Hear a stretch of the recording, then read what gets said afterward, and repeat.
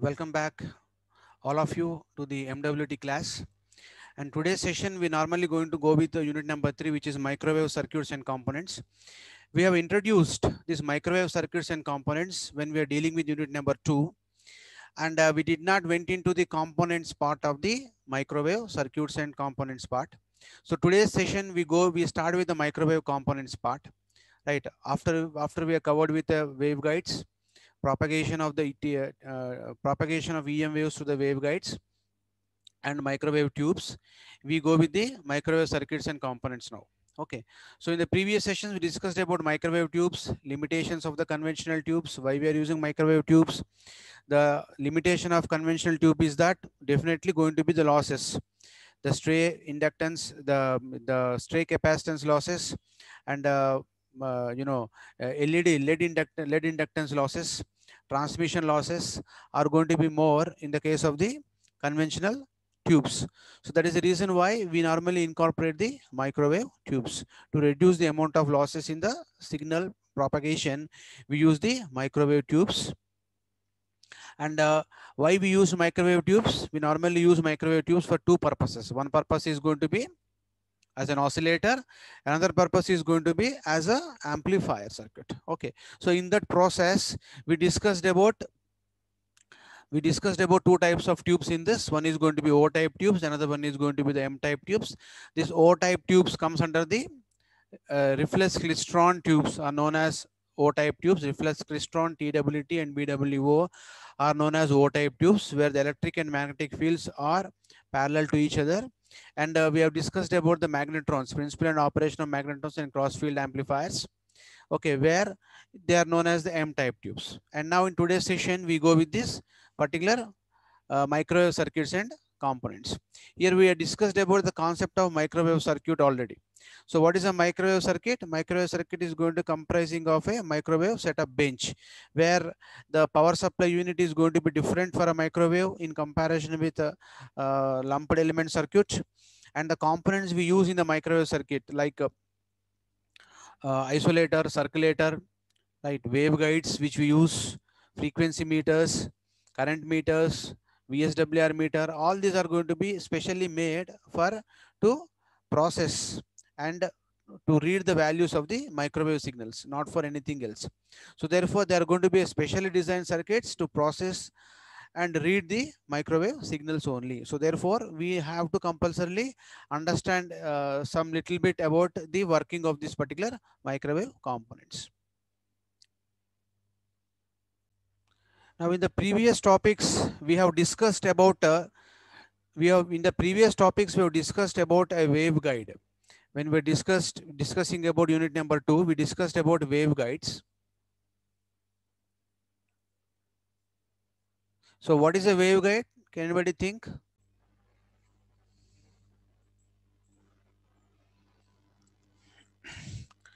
Well, we discussed about the waveguides in the previous class. What is a waveguide? Waveguide is known as a metallic tube used to transmit the EM waves. Metallic hollow tube used to transmit the EM waves is known as a waveguide. And how the waveguide is normally going to transmit? Waveguide is going to transmit in terms of the reflections. In terms of reflections, the wave is normally going to get transferred from input to the output of the waveguide. So whenever a waveguide is going to transmit the signal, it is normally going to involve with two types of velocities, as we discussed earlier. One is going to be the group velocity, another one is going to be the phase velocity. So what is group velocity? Group velocity is the signal velocity, or the speed at which the signal moves down the moves down guide, uh, is the speed at which the signal moves down the waveguide with a velocity known as the group velocity, and is always going to be less than the velocity of the light. So here this group velocity is always going to be less than the velocity of light. So as we discussed earlier when we were discussing about a waveguide can also be called as a high pass filter. What is the meaning of high pass filter? A high pass filter is a circuit which is normally going to transmit signals of only high frequencies which are above the cutoff frequencies, is known as a high pass filter.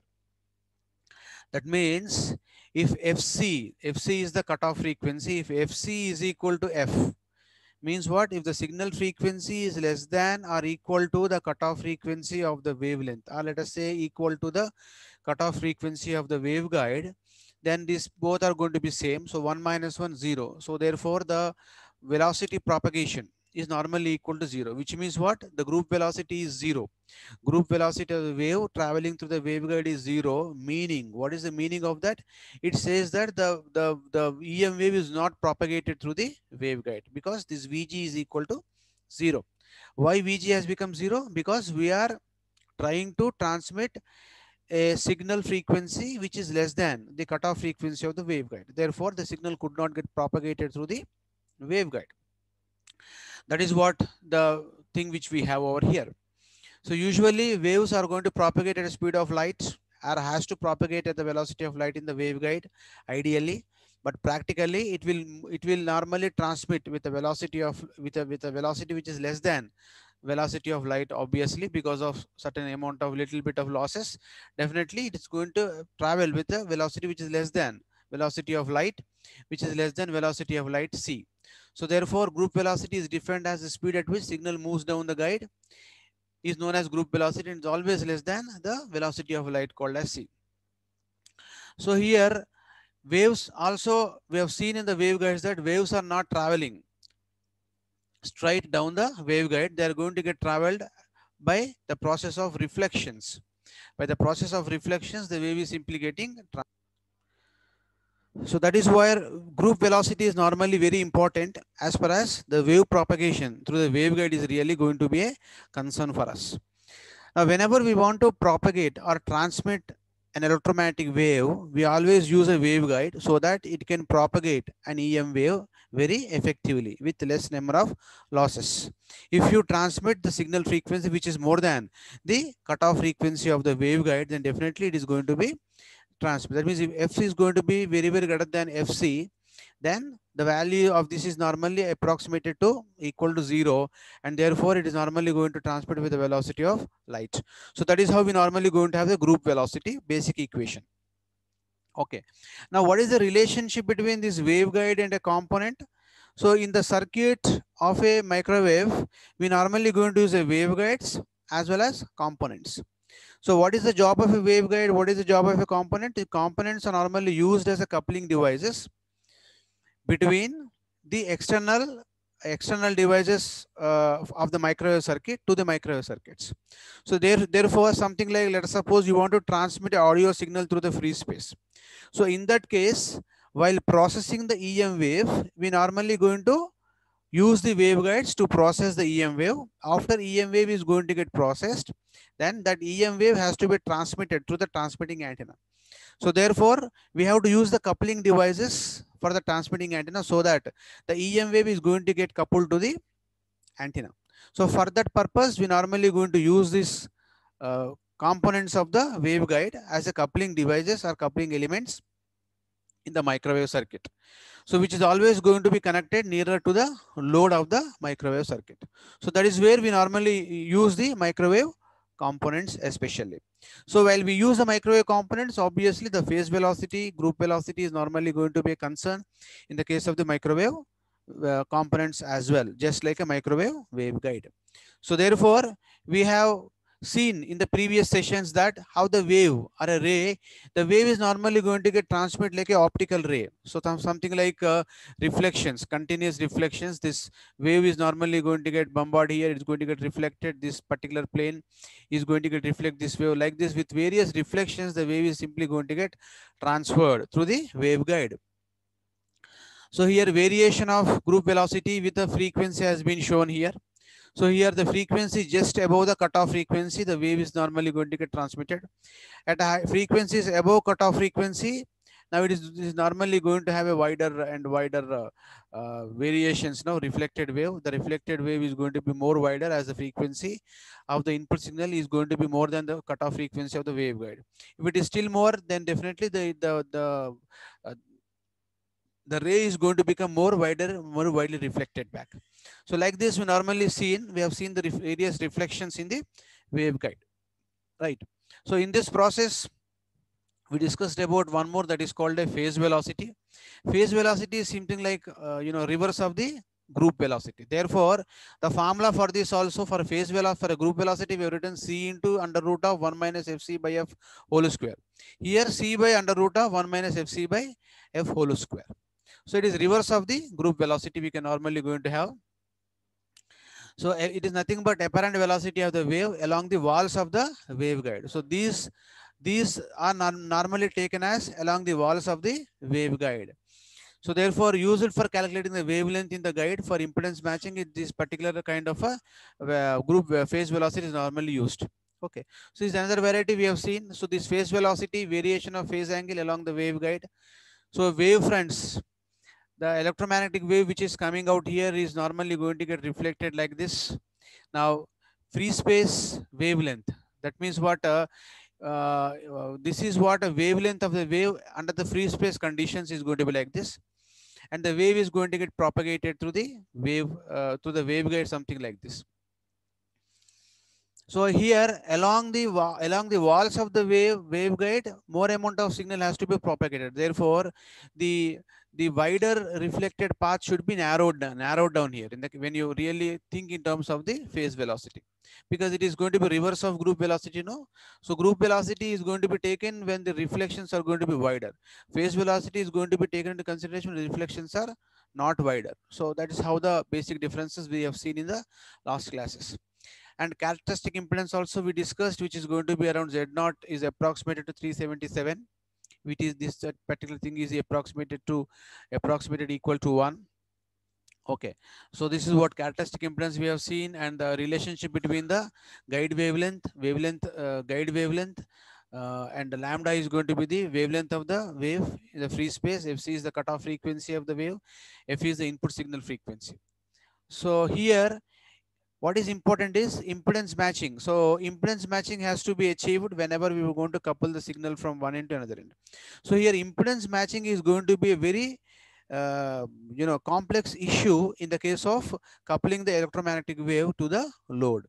So in order to provide a very better and effective impedance matching devices, we use the microwave components such as E-plane T, H-plane T, magic T, so circulator, isolator, all these are the microwave components. Using these components, we achieve very good impedance matching between input and output devices of the microwave circuit. So here, three common methods of coupling power to the waveguides we are going to have. One is going to be the probe. We normally going to use I think you might have seen the CRO probes. Using the CRO probe, we have connected the output of the detector mount to the CRO. So that is what probe we have used. So normally use it to catch up the E field, and a loop coupling also were used to catch up the magnetic field, and hole, something like a waveguide, we have used for this, okay, to catch up the maximum electric field. So therefore, here we are going to have different types of components under discussion. That is going to be isolator, circulator, directional coupler. Okay, all these are going to be known as the coupling devices. So directional coupler, E-plane T, H-plane T. Now all these particular components have been constructed by bending the waveguides in appropriate directions in order to couple the input signal to the output in a more effective manner by providing a very good impedance matching as per the requirement. So that is how we normally going to have the waveguide components. So why we use waveguide components? Why we use microwave components? The microwave components are used to provide a matching between the microwave circuits and the output loads. So therefore, we use these microwave components whenever we have to provide a very good matching between the microwave circuits and the load of the microwave circuits. So it's something like, CC amplifier. I think you might have heard about a CC amplifier, common collector amplifier. Common collector amplifier is used as an impedance matching device. That is the only purpose of a common collector amplifier. So similar to that, we're going to have here called as different types of microwave components used to couple the input to the output in a varieties of manners based on the applications we really require. That means based on how we normally bend the waveguides, we accordingly going to get the appropriate component of a microwave circuit, which is normally going to provide a very good coupling for us. So here we have bends. Bends means what? We can provide a E plane bend, H plane bends depending on the direction of bending. That means waveguides are going to get bended. So we have seen a waveguides in the previous session. Waveguides we have seen as rectangular waveguides, circular waveguides. Remember? So here these kind of waveguides we'll take and we normally going to bend them, right? So T's, microwave magic T's are also going to E plane T, H plane T is also going to get incorporated here. So TC is going to also have E plane T, H plane T varieties, hybrid T known as magic T, which combines the E and H planes, normally used for isolation between the input and output devices we normally use. So like this, we normally going to generate many passive components from the waveguides. So microwave components are known as the passive components. What do you mean by passive component, active component? Passive components are going to only exhibit their behavior on the signal coming as the input, whereas active devices are normally going to process the input signals, right? So that is the difference between the active and the passive. Now if you see the bends, now the microwave waveguide is being bent like this to form a E plane bend. This is known as H plane bend. So like this we can just bend the E planes and H plane. Now we're going to have a T shape, T joint. So it is nothing like a T shape. No, this is a T, inverted T now. This is a T now. So therefore this is a T kind of a structure. Okay, so that's why we simply call it as E plane T. We simply call it as a H plane T. So why it is going to be E plane? Why it is going to be H plane? Because E plane, because the electric field is going to be maximum when you apply signal at port 1 to port 2 and port 3. We normally going to get electric field, maximum electric field in this. Similarly here, when you apply magnetic field here, you get a magnetic field at the two output ports in the H plane. So because of its basic property of getting electric field or magnetic field along the ports, we simply designate them as E plane T and H plane T. Okay, so these E plane T, H plane T are known as three-port devices. Three-port devices, which are known as passive devices. So where you can use either one of these ports as the input and other ports as the output. Based on the applications, we can use them accordingly. So same both the ports, you can use it based on the applications.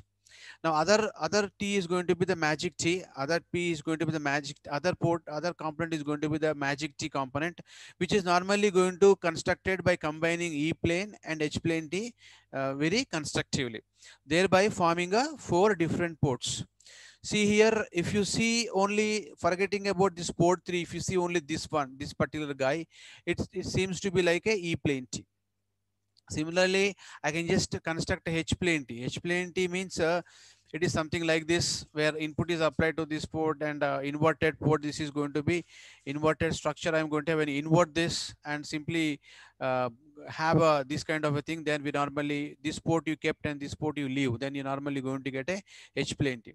So like this, we can just have a E plane, H plane are simply joined together to get a magic T.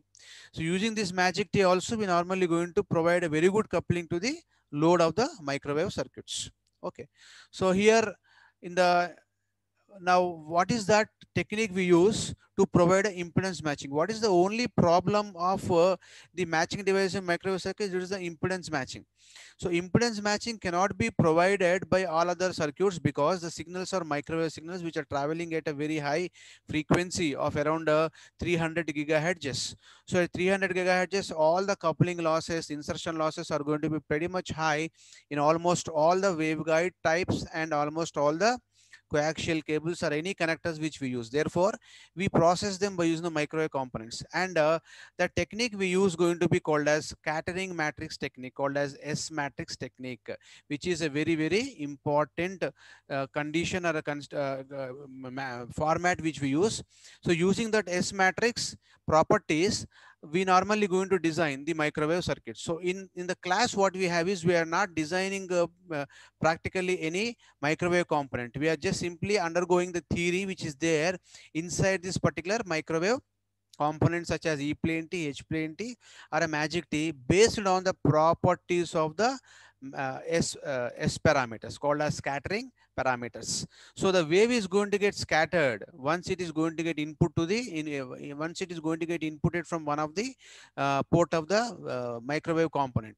So therefore we have to undergo a different method called scattering parameters method, and we normally analyze using that method based on the properties of scattering parameters method to analyze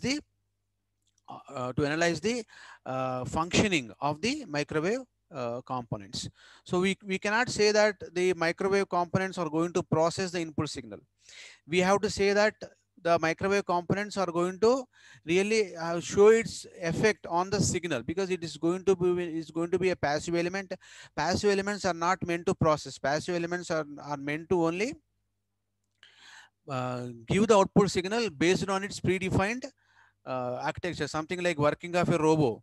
How a robo is going to work? Robo is normally, practically, it is going to work based on how you program. So if you give any instruction which is not there in the program, it says, I really don't know. Similar to that is going to be the microwave component.